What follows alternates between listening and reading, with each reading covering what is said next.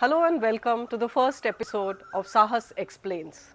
Through these series of explainer videos, we will try and shed light on some of the lesser known aspects of the waste management ecosystem. Today we will start with waste to energy.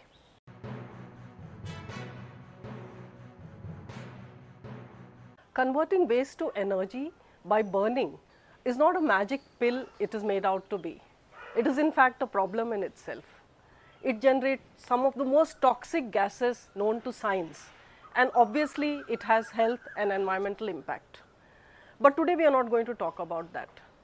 Today we are going to talk about another lesser known aspect of waste to energy. First, let us look at the costs involved in setting up these plants. Waste to energy plants by design are high capacity and as a result need large parcels of land. This land is mostly provided to them free of cost or through lease at very nominal amounts. The capex to set up these plants is either provided through very highly subsidized loans or through different grants from government schemes. Secondly, municipalities are forced to bear the burden of transporting this waste to the plants which are mostly located far away from the cities they serve.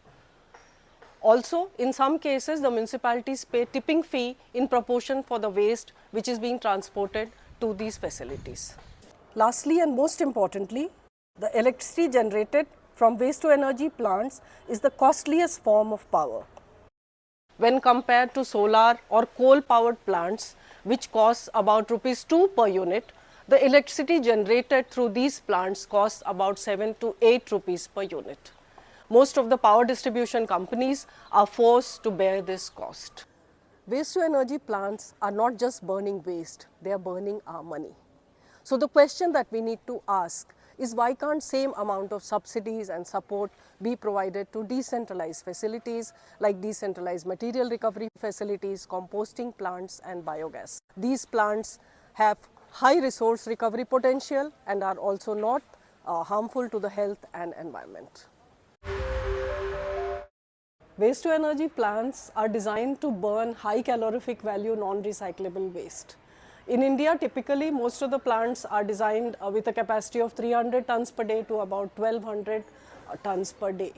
Swachh Bharat Mission 2.0 guidelines also recommend that waste to energy plants should be set up only if a city can generate 150 to 200 tons per day of non-recyclable high calorific value waste, which means these cities have to be greater than about 10 lakh population. In India, there are maybe a handful of cities which meet this criteria of both waste generation and population. Most of the WTE plants which have been set up in India are actually running below capacity. The reason for it is one, because the cities for which they were built don't generate that much waste, don't generate that much non-recyclable waste, and two, they don't have 100% collection and 100% source segregation. Effectively, this leads to a situation where the entire mixed waste of the city is fed to the waste to energy plants.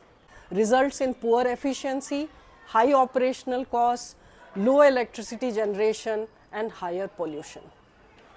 The other problem that is happening here is 60 to 70% of the waste which is going to these plants is actually recyclable. It can actually be converted to compost, to biogas, it can be recycled in the form of paper, plastic, glass, etc. Resource recovery is being compromised because of the mixed waste being sent to the waste to energy plants. Today, the global economy is less than 7% circular, which means 93% of the material used in production is actually derived from virgin resources. There is an urgent need to reduce the dependency on virgin material and push for more and more circularity in our production and consumption. Waste to energy plants have no place in a circular future. A country like India can ill afford burning its waste when the same waste can be converted into resources, bringing back products which are circular in nature. Sending mixed waste to waste to energy plants also takes away livelihood opportunities for unskilled and semi-skilled workers who can be gainfully employed in composting plants, in biogas plants, in dry waste recovery centers and material recovery centers. For example, a waste to energy plant of 1200 tons per day capacity would probably employ 170 to 180 people, whereas a 10 tons material recovery facility would employ 30 unskilled and semi-skilled people. WTE plants also deprive us of the jobs for skilled and semi-skilled people which can get generated in a circular economy which focuses on repair, refurbishment and recycling. So not only are waste to energy plants detrimental to human health and highly polluting, they are also not financially viable, they don't support resource recovery, they take away livelihoods, and they cannot be a part of a circular future, which is the need of the hour and which we all dream about.